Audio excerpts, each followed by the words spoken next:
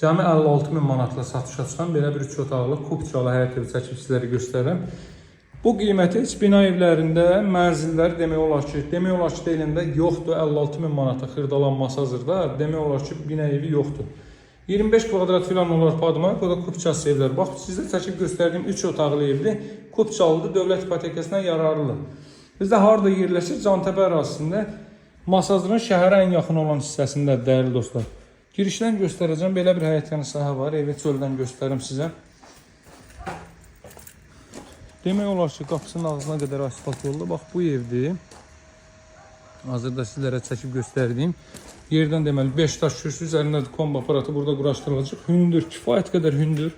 Rütubətdən kənar yaxşı bir ərazidir. Bax, solda sizin biraz əvvəl göstərdiyim zal hissə yerləşir.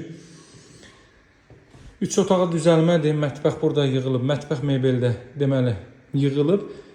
Deməli 2 otaqların qiymətinə təklif olunur. Sadəcə alıcılar nəzərə alınaraq burada əlavə bir ədəd yataq otaq çıxması üçün mətbəxi bu hissəyə veriblər. Qeyd edim ki, burada Radino 3 otaqlı evimiz də var. Həyətinə 1-2 maşın daxil ola bilən, qiyməti 75 min manatdır. Cantəpənin ən münasib qiyməti olan evləridir. Mən sizlərə çəkib göstərəm. Səbəb isə torpağın uzun müddət əvvəl alınmağıdır. Burada çoxlu ev var idi. Deməli təkcə hazırda sizə çəkib təqdim etdiyim bu ev və digər qeyd etdiyim Radino 3 otaq qalıb ki, onu da sizlərə çəkib göstərəcəm. Bax, mebeldə yeni mebeldir. Görürsünüz, qaz xətti də mətbəxə daxil edilir. Burada aspiratorun yeri, soyuducunun, paltaryonun yeri hər biri ayrılıb.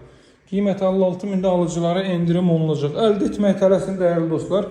Bu ərazidə ümumiyyətlə Cantəpə ərazisinin ən münasib qiyməti olan evidir. Bu ərazidə hazırda 145 min manatdan aşağı ev yoxdur. Mən sizlərə isə 56 və 75 min evlər bax belə gözəl ərazidə çəkib göstərirəm. 142 nömrəli marşrut yoluna 500 metrlik məsafədə də məktəb, bağça, yaşayış obyektləri, Araz, market və sair hər bir qısa mesafəsində yerləşir. Əlaqə saxlamağı unutmayın. Sağ olun, hələlik.